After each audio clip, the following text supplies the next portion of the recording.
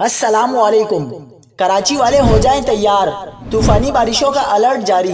رواں ہفتے کراچی سمیت سندھ بھر میں گرج چمک کے ساتھ بارشوں کی پیشن گوئی۔ آج کی ویڈیو میں تمام تر تفصیلات شیئر کریں گے۔ سب سے پہلے آپ سے درخواست ہے کہ ہمارے یوٹیوب چینل کو سبسکرائب کر لیجئے اور ساتھ ہی گھنٹی کے نشان پر کلک کر لیں۔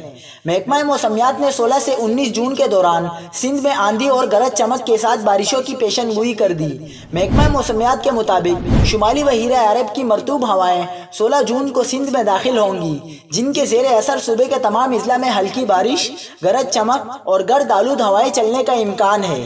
بعض مقامات پر موسلادھار بارش کا بھی امکان ہے، جس کے بعد وسطی اور بالائی سندھ میں گرمی کی شدت کم ہو جائے گی۔